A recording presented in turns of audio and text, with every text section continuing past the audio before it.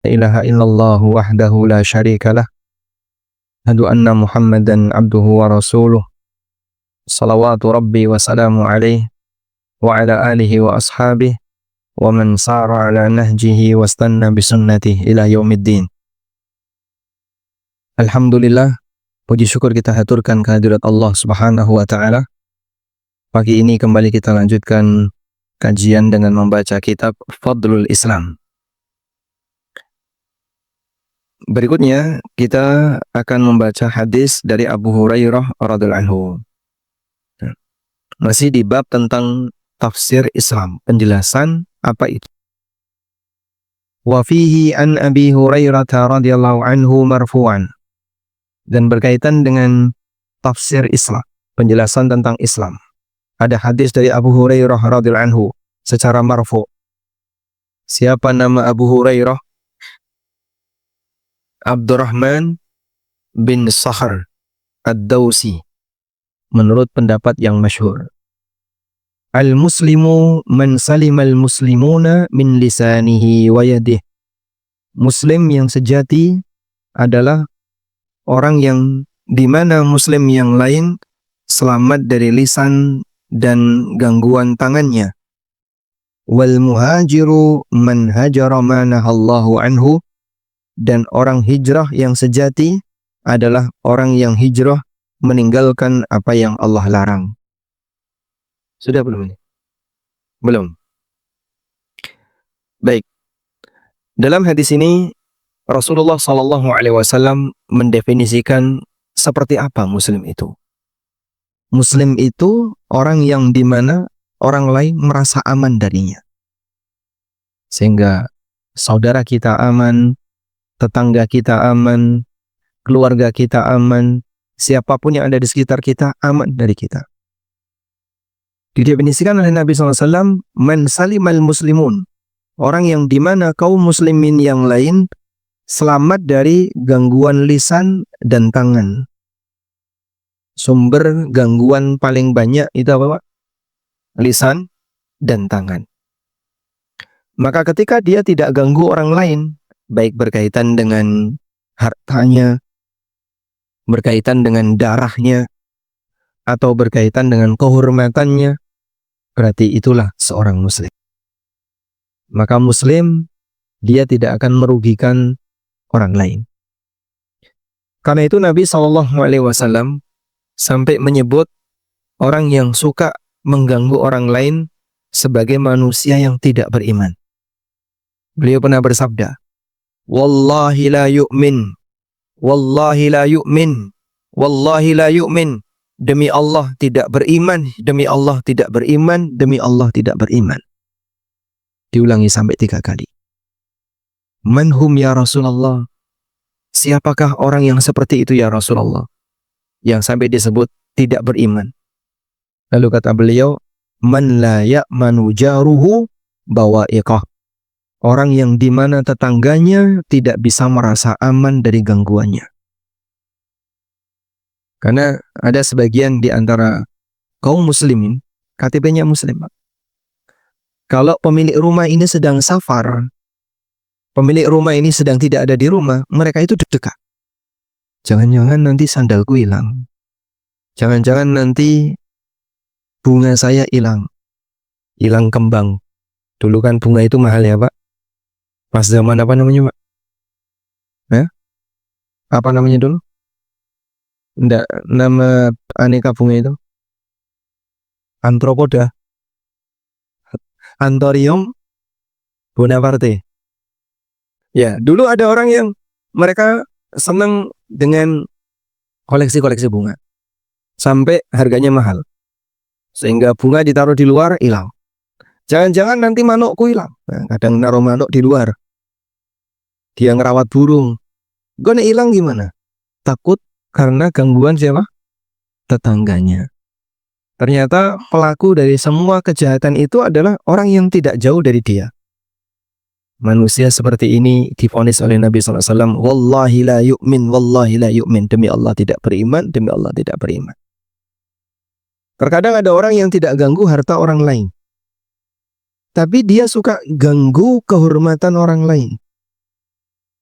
Sehingga sampai ada orang yang ketika mau keluar rumah itu celingak-celingak dulu. Si A ada nggak? Wih, ono wonge rasido metu. Ada si A itu, saya nggak jadi keluar. Karena dia takut nanti kalau lewat di depan si A, lewat di depan saya itu mesti dia apa? Dipoyoi. Kadang dipanggil A, dipanggil B, kadang nyelekit, kadang nyelekut. Maka sampai membuat orang lain itu takut.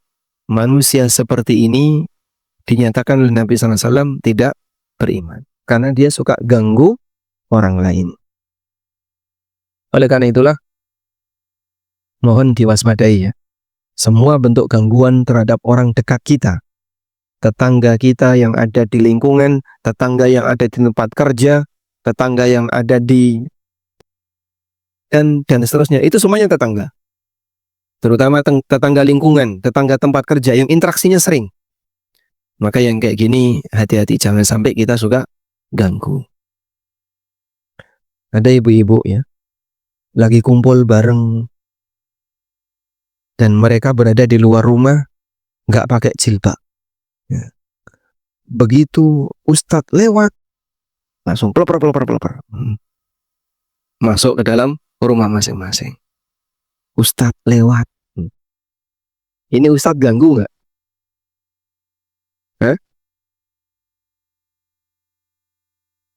Ganggu kenyamanan ya. Sehingga mereka yang lagi kumpul nggak pakai jilbab tadi karena takut ketika ada ustadz lewat, terus pelopor, semuanya berlarian masuk ke dalam rumah masing-masing. Ini berarti ustadz pengganggu kenyamanan tetangga. Termasuk nggak Pak Ibu? Tidak termasuk. Terus kenapa mereka lari? Malu. Kenapa malu? Mereka melanggar syariat. Mereka bermaksiat. Saya kena dampak itu juga. Jadi kalau saya jalan kok ada mungkin ibu-ibu di luar nggak pakai jilbab langsung pluncing melayu. Baik, itu yang kenal ya Pak. Kalau yang nggak kenal ya biasa saja ya. Baik. Jadi kita perlu mewaspadai semua tindakan yang mengganggu orang lain. Karena itu Nabi SAW menjadikan bagian dari cabang iman ketika seseorang menyingkirkan gangguan dari jalan. Beliau pernah bersabda, al-imanu bid'un wa sab'una syu'bah. Iman itu ada 70x cabang. 70 sekian cabang. Gini aja. 70-an cabang. Iman itu ada 70-an cabang. Lalu beliau menyebutkan batas atas. A'laha qaulu la ilaha illallah. Yang paling tinggi adalah ikrar la ilaha illallah. Wa adnaha imatatul adza 'anit tariq. Dan yang paling rendah adalah menyingkirkan gangguan di jalan. Cabang tertinggi apa tadi Pak? Ikrar tauhid. Lalu cabang terendah apa? Menyingkirkan gangguan di jalan. Menyingkirkan gangguan di jalan. Lalu bagaimana dengan orang yang justru masang gangguan di jalan? Bagian dari cabang iman yang paling rendah adalah menyingkirkan gangguan di jalan. Bagaimana dengan orang yang masang gangguan di jalan? Gimana Pak? Berarti dia tidak punya iman cabang yang paling rendah. Apa gitu Pak? Berarti dia keluar dari Islam. Ya dia masih punya cabang-cabang iman yang lain. Tapi cabang iman yang paling rendah, dia nggak ada. Maka dia masang gangguan di jalan. Polisi tidur. Termasuk nggak? Apa hukumnya masang polisi tidur di jalan? Boleh nggak? Nggak boleh. Atau boleh? Boleh kalau diperlukan. Boleh jika diperlukan dan sesuai prosedur. Tidak semua jalan boleh dipasangi polisi tidur. Maka kalau itu jalan umum atau jalan yang dia protokol ya, tidak boleh sembarangan dipasang polisi tidur. Apa hukum buang bangkai tikus di jalan? Apa hukum buang bangkai tikus di jalan? Kalau buang sampah di jalan, jelas nggak boleh. Sekarang apa hukumnya buang bangkai tikus di jalan? Nah, orang Jogja kan paling banyak itu. Saya nemu orang buang bangkai tikus di jalan itu ya di Jogja, Pak. Di Lamongan nggak ada, Pak. Sehingga pertama kali itu kok ada kayak gini. Saya kira cuman mungkin tikus mati di jalan. Ternyata sering seperti itu. Oh, banyak. Jadi budaya berarti ya. Budaya orang Jogja, bangkai tikus dibuang di jalan. Ganggu nggak itu, Pak? Ganggu. Maksudnya apa? Apa maksudnya bangkai tikus dibuang di jalan? Cepet entek. Saya mangan sinten. Gepeng. Ketika gepeng, kering. Terus kering, mabul-mabul kemana-mana. Jadi sumber penyakit. Kita juga nggak tahu yang ngajari pertama kali siapa itu. Karena ini jadi budaya. Dan ini masang gangguan di jalan. Bayangan dia kan, ini tikus nanti keinjak kendaraan, penyet, ya, pepes, bahasa Indonesianya apa? Gepeng. Udah, nanti setelah gepeng, lama-lama kering. Ketika kering, terus mabur kemana-mana. Dilubung laler. Habis laler, banyak belatung. Habis itu, nggak karuan. Sehingga yang seperti ini seharusnya di mana tempat yang paling aman untuk menyimpan bangkai? Dikubur di tanah. Allah Subhanahu wa taala jadikan tanah ini bisa menetralisir aneka benda yang kalau ditaruh di permukaan itu bisa berbahaya. Karena itu Allah memuliakan manusia dengan Allah ajari mereka kalau ada orang mati dikubur. Fa'aqbarah. Kemudian Allah matikan dia, fa'aqbarahu, lalu Allah kuburkan dia. Sehingga menguburkan manusia itu cara memuliakan manusia yang mati. Orang kalau mati ditaruh di depan rumah, didudukkan di atas kursi, terus badannya diikat, dikasih obat. Kira-kira penampilannya gimana, Pak? Medeni, menakutkan. Sehingga yang dulu kelihatan cakep, begitu dia mati, makin jelek. Walaupun dulu orangnya ganteng. Maka itu justru akan menghinakan yang bersangkutan. Terus yang tepat gimana? Dikuburkan. Karena itulah memakamkan orang mati ajaran sesuai fitrah. Sedangkan semua kegiatan membiarkan orang mati berada di permukaan, entah dengan cara ditaruh di bawah pohon, atau ditaruh di depan rumah, atau ditaruh di gunung, ada juga yang dibakar, itu semuanya menyalahi fitrah. Baik, selanjutnya. Nabi SAW menyebutkan orang yang hijrah. Definisi orang yang hijrah adalah orang yang meninggalkan apa yang Allah larang. Hijrah itu ada dua. Hijrah ada dua.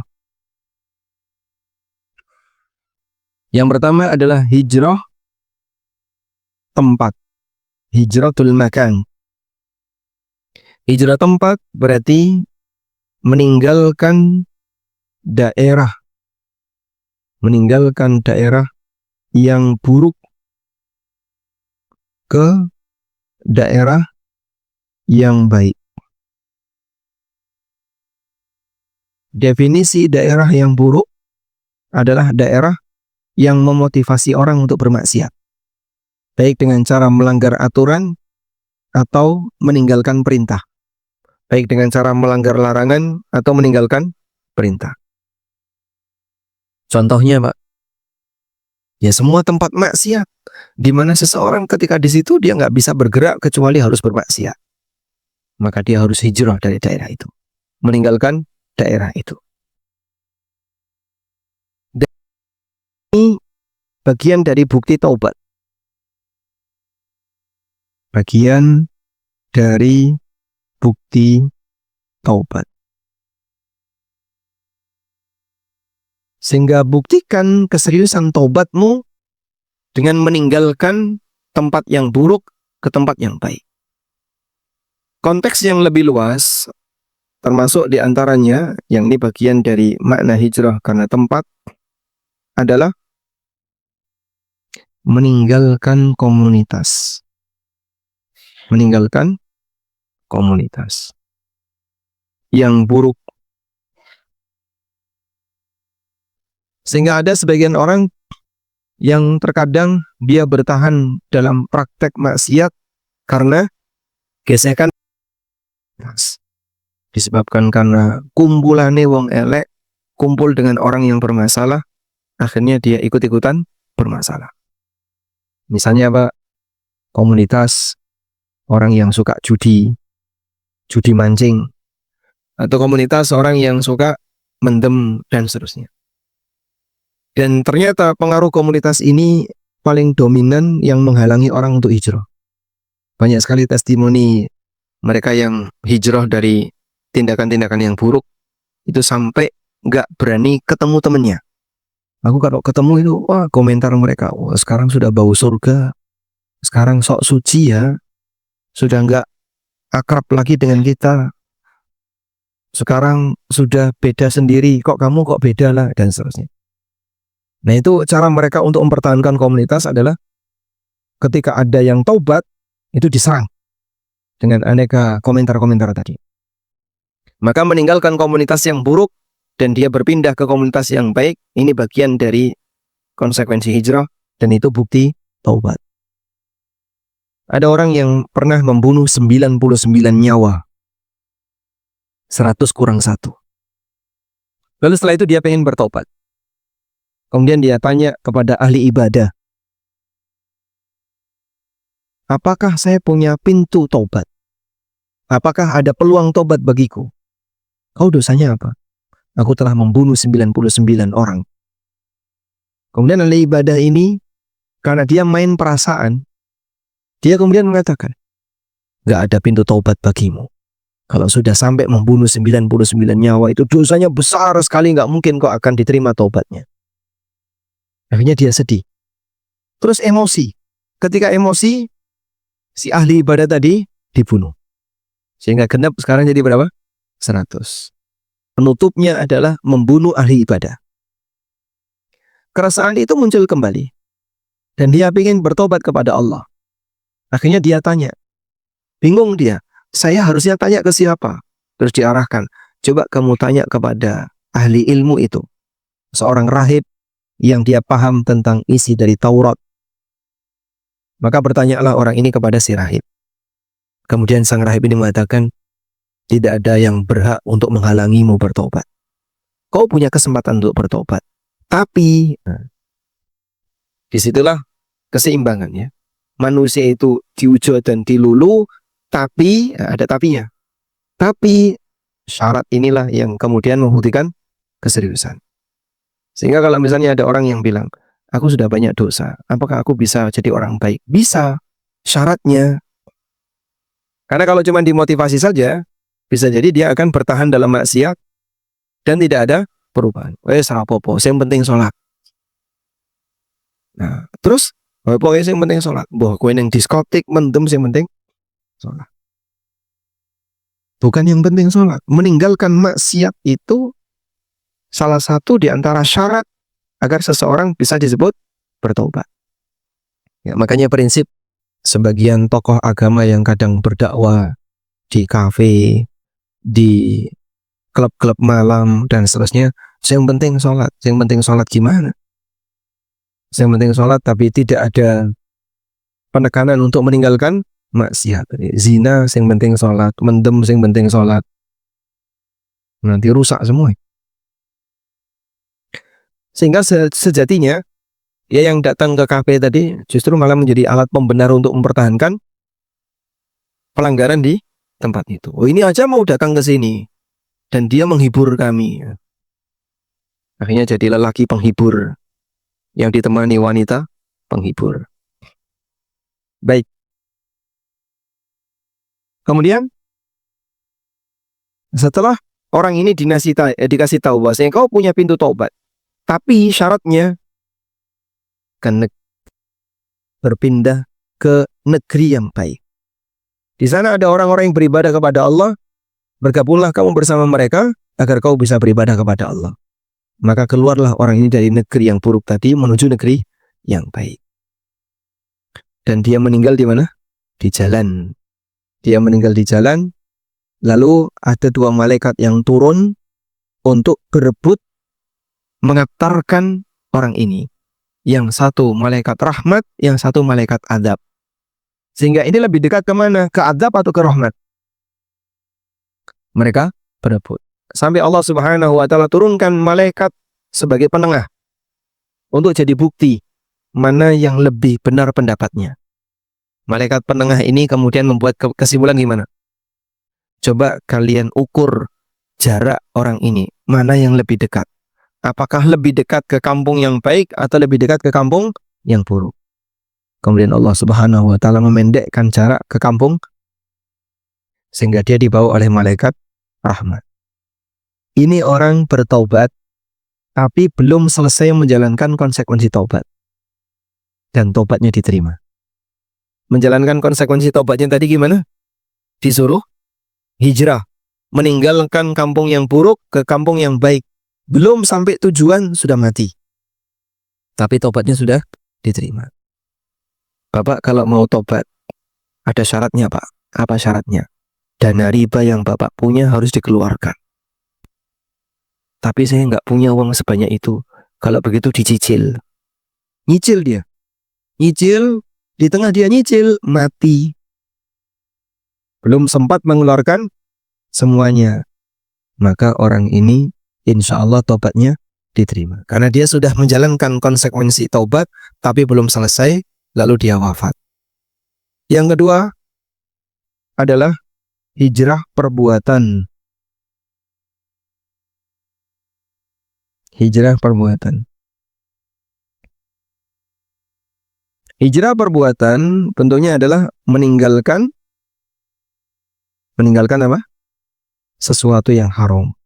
Meninggalkan perbuatan yang dilarang. Dan hijrah seperti ini tidak harus meninggalkan tempat. Orang bisa bertahan di daerah. Tapi bentuknya adalah dia bertobat dari perbuatan haram yang pernah dia lakukan. Walhamdulillah, banyak sekali kaum muslimin yang dulu hijrah meninggalkan riba. Hijrah meninggalkan harta haram. Hijrah meninggalkan sesuatu yang dilarang. Yang dulu nggak pakai hijab, sekarang pakai hijab. Yang dulu beling, sekarang sudah jadi orang soleh. Dan seterusnya. Itulah hijrah perbuatan. Berlaku sampai kapan hijrah perbuatan ini? Selamanya. Tidak dibatasi oleh waktu dan tempat. Dan itu definisi yang diberikan Nabi SAW. Wal muhajiru man hajara ma nahallahu anhu. Orang yang hijrah yang sejatinya adalah orang yang hijrah meninggalkan apa yang Allah larang. Selanjutnya hadis dari Bahas bin Hakim an abihi an jaddi. Dari Bahas bin Hakim, dari ayahnya, dari kakeknya. Bahas bin Hakim bin Muawiyah bin Haidah al-Kushairi. Kakeknya ini sahabat. Muawiyah bin Haidah al-Kushairi. Hakim bin Muawiyah, ayahnya Bahas. Ini tabi'in. Dan Bahas sendiri juga tabi'in. Bagaimana status bin Hakim an abihi an jaddi? Ada sanad silsilah keluarga. Ada dua yang terkenal. Pertama, an Amr ibn Shu'aib an abihi an jaddi. Yang kedua, dari Bahas bin Hakim an abihi an jaddi. Kita tulis di sini ya. Silsilah sanad hadis keluarga. Silsilah itu apa? Rangkaian, rantai. HSI itu halaqah, silsilah ilmiah. Halaqah itu pertemuan, silsilah itu rangkaian ilmiah, kegiatan ilmiah. Silsilah sanad keluarga. Bagaimana silsilah sanad keluarga ini? Yang terkenal. Pertama dari siapa? Amr bin Shu'aib, dari ayahnya, an abihi, dari ayahnya, dari kakeknya. Sehingga kakek, anak, cucu, turun-temurun menyampaikan hadis. Yang kedua dari Bahz, namanya Bahz bin Hakim, dari ayahnya, dari kakeknya. Lah, Amr bin Shu'aib bin Muhammad bin Abdullah bin Amr bin As, dari ayahnya yaitu Shu'aib. Ayahnya ini Shu'aib. Kakeknya Abdullah bin Amr, dari Bahz bin Hakim. Kakeknya Muawiyah bin Haidah, bukan Muawiyah bin Abi Sufyan ya. Muawiyah bin Haidah. Ini beda dengan Muawiyah bin Abi Sufyan. Muawiyah bin Haidah al-Qushairi. Yang lebih masyhur yang pertama, tapi yang lebih sahih yang kedua. Dan para ulama banyak yang menerima sanad dari Bahz bin Hakim an abihi an jaddi, seperti Yahya bin Ma'in dan beberapa ulama ahli hadis yang lainnya, statusnya sanad yang sahih, sehingga bisa diterima sebagai hadis sahih. Selama sanad sampai Bahz, orangnya sahih. Baik, meskipun dua-duanya tidak ada dalam Sahih Bukhari Muslim, karena tidak memenuhi standar Sahih Bukhari Muslim. Ada sedikit komentar tentang sanad ini tidak dimasukkan oleh Bukhari dalam Sahihnya atau oleh Muslim dalam Sahihnya. Nah, annahu sa'ala Rasulullah sallallahu alaihi wasallam. Muawiyah bin Haidah pernah bertanya kepada Rasulullah SAW anil Islam, tentang Islam. Faqala, lalu beliau mengatakan, antuslima qalbaka lillah. Islam itu adalah engkau serahkan hatimu untuk Allah. Wa antuwalli wajhaka ilallah, dan kau hadapkan wajahmu kepada Allah. Wa antusalliyas salatal maktubah, dan kau mengerjakan salat yang wajib. Wa tu'addiyaz zakatal mafruḍah, dan kau tunaikan zakat yang wajib. Hadis riwayat. Baik. Dalam hal ini Nabi SAW mendefinisikan tentang apa tugas seorang muslim ketika dia sudah masuk Islam. Tugas yang pertama adalah beribadahnya kepada Allah. Dia pasrahkan hatinya hanya kepada Allah, hadapkan wajahnya hanya kepada Allah. Itulah tugas pertama seorang muslim. Dia pasrah kepada agama Allah. Bagaimana bentuk menghadapkan wajah kepada Allah? Menghadapkan wajah itu berarti tidak melengos. Tidak melengos itu berarti madep, mantep, nurut marang Gusti.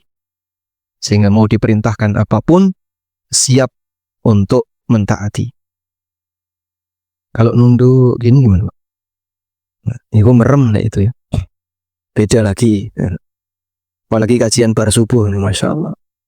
Kalau nunduk, mantuk. Tapi merem.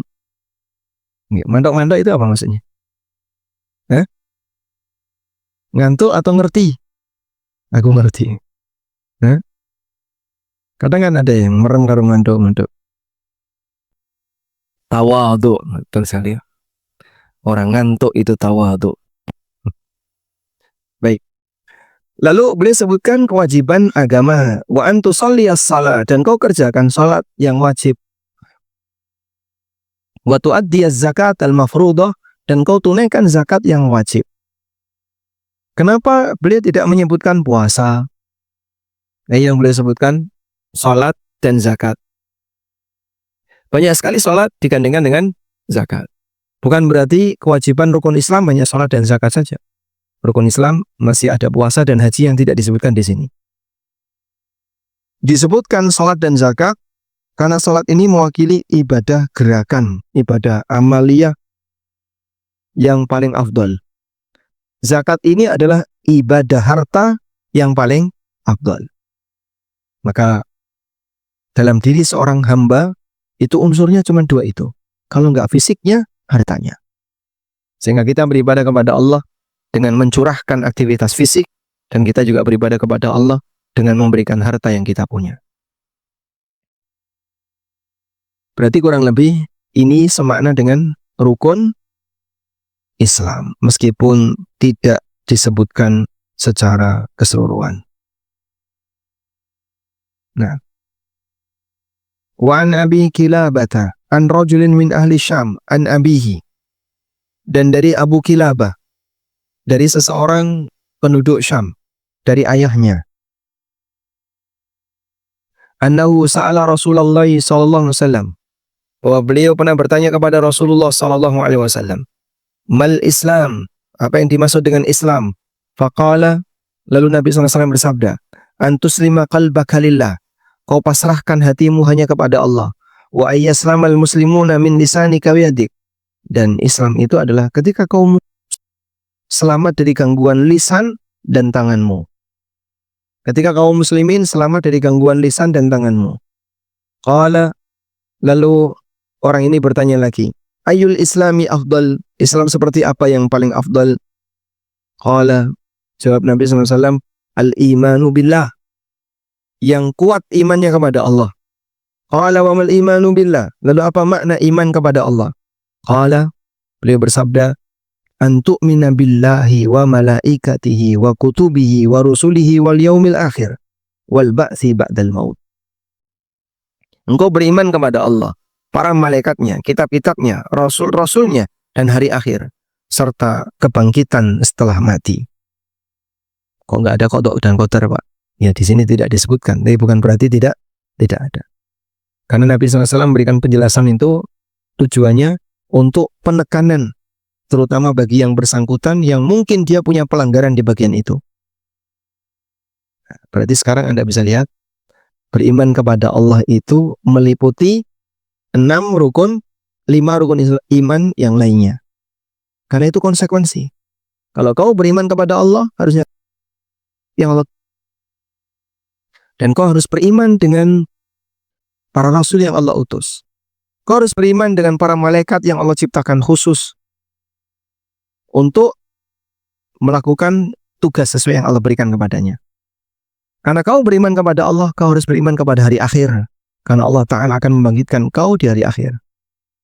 Dan kalau kau beriman kepada Allah, maka harus beriman kepada takdir. Karena ini perbuatan Allah kepada hambanya. Jadi, 5 rukun iman semuanya adalah konsekuensi dari apa? Beriman kepada Allah Subhanahu wa Ta'ala. Baik. Selanjutnya, rukun iman yang 6. 6 rukun iman. 6 rukun iman itu disuruh mencari sendiri atau dikasih? Disuruh mencari sendiri atau dikasih? Dikasih. Sehingga iman itu apa yang harus diimani? Apa yang harus diimani?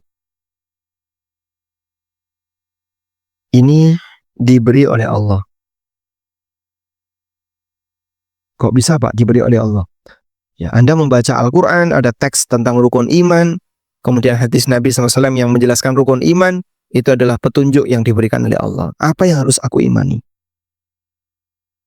Karena kita diperintahkan untuk beriman, dan kita tidak disuruh mencari sendiri tentang apa saja yang harus diimani.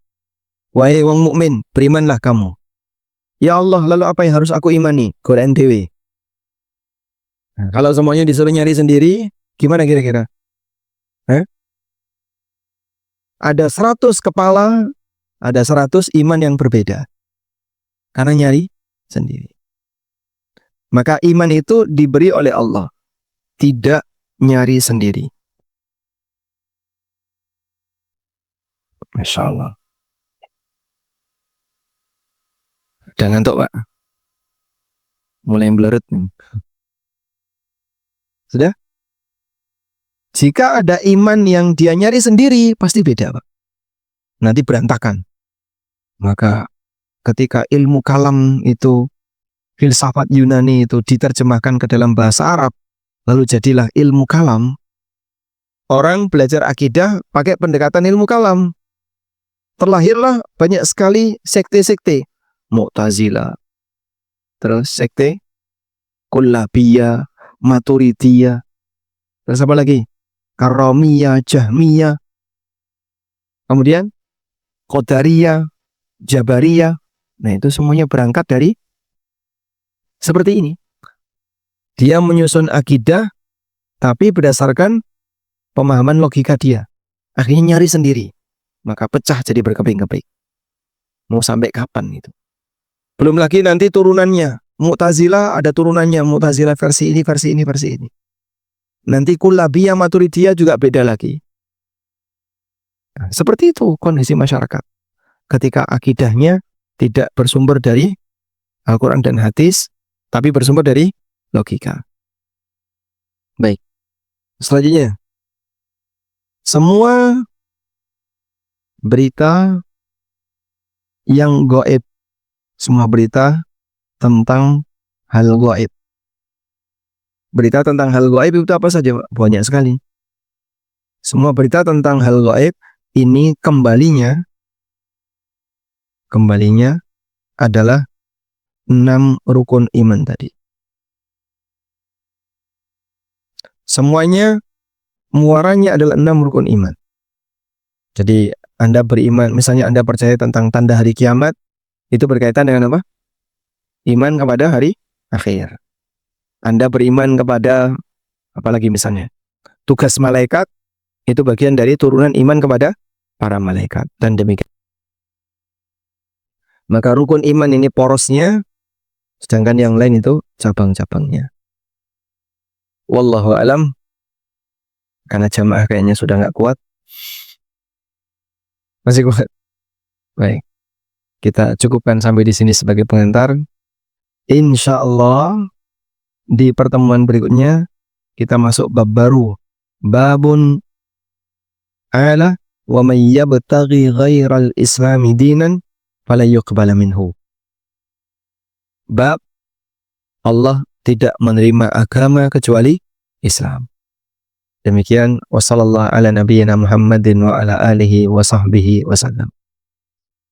Mulai puasa Senin Kamis awal bulan Sya'ban.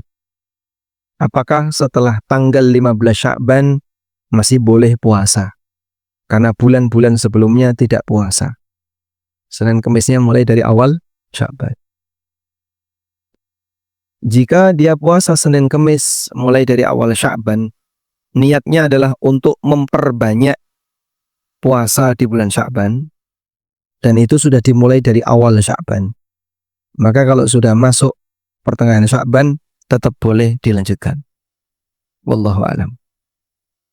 Sebagaimana ketika ada orang punya kebiasaan puasa sunnah tertentu, baik puasa sunnah 3 hari, puasa sunnah Senin Kamis atau yang lainnya, walaupun sudah masuk pertengahan, tetap dia boleh lanjut puasa di bulan Sya'ban meskipun sudah masuk pertengahan. Yang dilarang adalah ketika ada orang yang belum pernah puasa sunnah sama sekali, pas Sya'ban setelah masuk pertengahan malah puasa. Kenapa? Pemanasan. Nah, kamu seharusnya kalau mau kayak gitu ya dari awal, jangan tiba-tiba ketika mepet akhir Sya'ban malah puasa. Salah satu di antara tujuannya adalah Islam mengajarkan kejelasan. Maka Ramadan itu harus terpisah, sehingga tidak boleh nyambung. Karena itu di bulan Sya'ban kalau sudah masuk pertengahan, biar terpisah dengan Ramadan, dilarang puasa. Dan Nabi SAW juga melarang, la taqdamu Ramadana bisawmi yaumin aw yaumain. Janganlah kalian mendahului Ramadan dengan puasa sehari atau 2 hari sebelumnya. Kecuali orang yang sudah punya kebiasaan puasa tertentu, falyasumhu, silakan dia lanjutkan puasanya. Wallahu a'lam.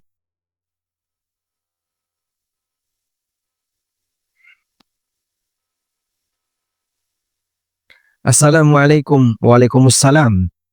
Kalau umroh batal, apakah boleh wudhu pakai spray? Umroh ketika batal wudhu hukumnya boleh. Yang nggak boleh tawaf. Apa bedanya tawaf dengan umroh, Pak? Sama dengan sholat dengan rukuk, bedanya apa? Hah? Rukuk itu bagian dari sholat. Apa bedanya tawaf dengan umroh? Tawaf itu bagian dari umroh. Baik. Sehingga kalau orang tawaf batal, maka dia wudhu. Wudhunya Pak, ya pokoknya wudhu. Di pelataran apa bisa? Bisa, tapi menepi. Terus wudhu. Udah, setelah itu balik tawaf lagi. Lanjut sesuai titik terakhir ketika dia menepi tadi. Nah selanjutnya kalau misalnya nggak bisa wudhu menepi, boleh nggak pakai spray? Apa hukumnya wudhu pakai spray? Wudhu itu harus ada air yang mili. Mili, tahu mili? Drewet. Nah, apa namanya? Hah? Mengalir itu yang banyak. Nih.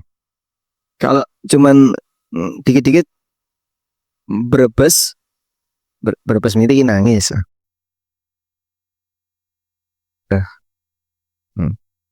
Kok delewer atau? Kalau Jawa Timur tuh nyebutnya drewet.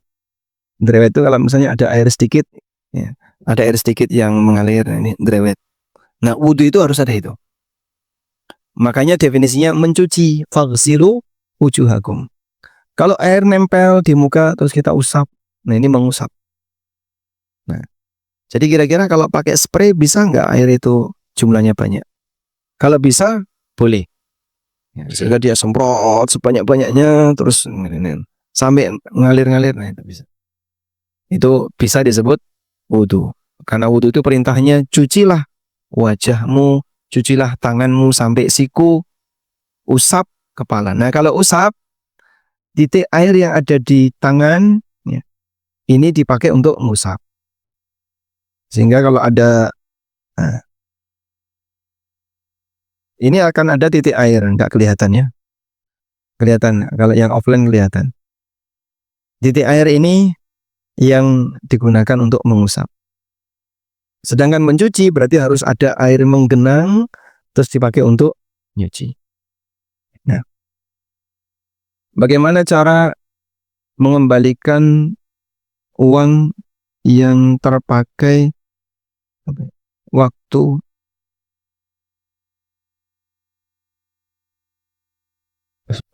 susah dibaca, nggak jadi. Nanti lagi aja. Apakah doa iftitah dibaca terus pada saat sholat taraweh atau tahajud yang berulang 2, 2, 3? Doa iftitah dibaca di awal saja. Karena Nabi SAW ketika Qiyamul Lail boleh membaca doa iftitah itu di bagian awal. Sehingga untuk rakaat-rakaat berikutnya tidak perlu iftitah. Wallahu a'lam. Apakah doa pada saat sujud sholat boleh bebas setelah membaca doa sujud? Iya, jawabannya doanya bebas. Bebas dalam arti boleh minta apapun, tapi tidak boleh minta yang melanggar. Minta yang melanggar itu yang mengandung maksiat atau memutus silaturahmi atau permintaan yang berlebihan. Nabi SAW pernah bersabda, "Ma min muslimin yad'ullaha laisa fi itsmun wala qati'atu rahimin." Apabila seorang muslim berdoa kepada Allah, tidak ada unsur dosa dan memutus silaturahmi. Illa a'tahu Allahu ihda min thalath. Maka Allah akan kasih dia salah satu dari 3 pilihan. Salah satu dari 3 pilihan. Doanya disimpan di akhirat, dikabulkan sesuai yang dia inginkan, dan dia dihindarkan dari potensi bahaya yang jika itu terjadi, kerugiannya senilai dengan apa yang dia minta. Maka doa yang mengandung dosa dan memutus silaturahmi tidak boleh. Ya Allah, mudahkan aku untuk minum khamr. Boleh? Tidak boleh. Ada orang yang mau bertransaksi riba, tapi dia berdoa dulu, tawakal kepada Allah. Ada ya, baik. Jadi ketika dia mau kerja di lembaga ribawi, sebelum kerja, Bismillah, insya Allah barokah. Nah, doa seperti ini tidak boleh. Atau doa yang berlebihan. Ya Allah, aku mohon sekali ya Allah, dengan sangat serius aku minta kepadamu, jadikanlah aku seorang nabi. Boleh? Tidak boleh. Kenapa? Karena tidak mungkin ada nabi setelah Nabi Muhammad SAW. Assalamualaikum warahmatullahi wabarakatuh. Waalaikumsalam warahmatullahi wabarakatuh. Sah atau tidak sholatnya ketika sholat memakai kaos kaki masih terlihat bentuk jari-jari kakinya? Ya insya Allah sah. Ini bagi wanita maksudnya. Bagi wanita, ulama beda pendapat. Posisi kaki ketika sholat itu termasuk wajib ditutup atau tidak. Yang kedua, bagi mereka yang berpendapat kaki wajib ditutup, kalau kaos kaki itu apakah sudah bisa? Insya Allah bisa. Dan yang lebih ideal memang pakaian atas itu menutupi kaki. Makanya dulu sahabiat kalau mereka berpakaian nyapu tanah, lengser tanah. Dan Nabi SAW ditanya, bagaimana kalau kena najis? Kalau kena najis, yutahhiruhu ma ba'da. Nanti akan dibersihkan tanah berikutnya. Jadi kalau lihat ada ibu-ibu pakaiannya sampai melembreh tanah, nah dulu kurang lebih sahabat kayak gitu. Sahabat wanita kurang lebih ketika berpakaian seperti itu. Wallahu a'lam. Walhamdulillahirabbil alamin.